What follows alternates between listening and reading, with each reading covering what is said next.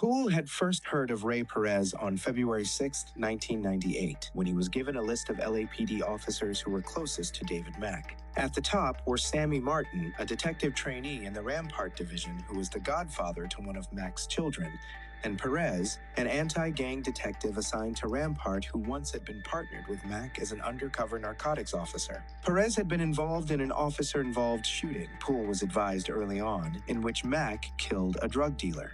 When he looked at Mack's personnel file and read the official account of Jesse Vincencio's shooting, Poole was struck by a statement from Perez to the effect that he owed his life to David Mack and would do anything for the man. The lead detectives in the bank robbery, Tyndall and Grant, had called Perez in for questioning within 48 hours of Mack's arrest. A short time later, the detectives learned that Perez and Sammy Martin had left with Mack for Las Vegas 2 days after the bank robbery, staying in a $1,500 a night suite at Caesar's Palace, and blowing through $21,000 in a single weekend.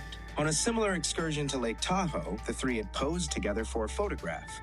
Mack in his blood-red suit, flanked by Martin and Perez, each of them holding unlit cigars. Like Kevin Gaines and David Mack, Poole soon discovered, Perez had for some time enjoyed a lifestyle that was impossible to support on the $58,000 annual salary he earned as a police officer. He drove expensive cars, took Caribbean cruises, lost thousands at the blackjack tables in Las Vegas, and apparently thought nothing of spending $4,000 or $5,000 in an evening to entertain one young girlfriend after another.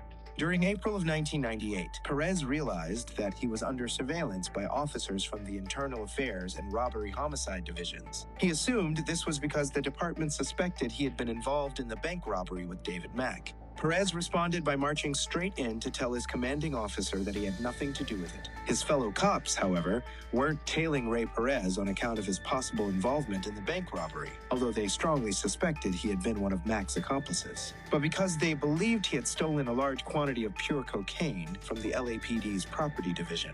The investigation began on March 27, 1998, when a property officer at the LAPD's Evidence Control Unit realized that more than 6 pounds of cocaine checked out on March 2nd still had not been returned. In early April, LAPD officer Joel Perez was startled by an overdue property notice, reminding him to return 3 kilos of cocaine he had checked out more than a month earlier. Born in 1967, in Humacao, Puerto Rico, of African and Hispanic ancestry, Raphael Perez had never known his father. His mother, Luz, moved her 3 children to Brooklyn in 1972 and quickly relocated to Paterson, New Jersey, where Raphael spent most of his childhood. The family moved again just before Raphael started high school, this time to a very tough neighborhood in North Philadelphia, where they stayed in the home of an uncle who dealt drugs for a living. Despite his difficult background, Raphael Perez was a straight-arrow teenager who joined the Marine Corps immediately after high school. While stationed at the Marine Barracks in Portsmouth, New Hampshire, he met and married, at age 18, a young enlisted woman from the nearby Pease Air Force Base. Lori Charles was black and assumed, based upon his features and complexion, that Raphael was also. It was an early example of Perez's remarkable capacity for shape-shifting, especially along racial and ethnic lines. When his bride was discharged from the Air Force, her husband moved her to the Marine Air Corps Station in Tustin, California, Lori's home state. The couple broke up only 3 years into their marriage when Lori discovered Raphael's infidelity. In June of 1989, shortly after his wife had left him, 21-year-old Raphael Perez was accepted into the Los Angeles Police Academy. What made this remarkable was that Perez already had applied to and been rejected by several smaller police departments in Southern California after failing background and psychological tests. The LAPD, though, desperate to fill its ranks with black and brown officers, had let Perez slip through its increasingly loose screening process. Perez did his probationary stint in the LAPD's Harbor Division, then was transferred to patrol duty in Wilshire Division, where he first began to introduce himself as Ray. Driven and intense, Perez had a lithe body and a face that was remarkably handsome, except for eyebrows that grew in an almost solid line across the bridge of his nose. He advanced quickly within the LAPD, taking advantage of his fluency in Spanish to win an assignment as an undercover narcotics cop after only a year of patrol duty. The West Bureau Buy team was made up of 8 to 10 younger officers who could convincingly pose as drug buyers in neighborhoods all over the city. While other members of the unit worked the beaches and busted Rastafarians, Ray Perez and David Mack accepted the most dangerous of duties, purchasing narcotics almost exclusively in notorious gang neighborhoods and housing projects. Like most members of the Buy team, Perez loved the work. Just by its nature, there is constant danger, a constant go, go, go, a constant rush. The detective who ran the Buy team, Bobby Lutz, would explain to the Los Angeles Times. Those guys were on the edge all the time. They lap it up. They relish it. Russell Poole, like a lot of LAPD officers in more mainstream positions, regarded undercover narcotics officers as freelancers who made their own rules, and regularly became untethered from such niceties as due process and probable cause. The worst of them were the best examples of how the war on drugs had ravaged law enforcement in the United States.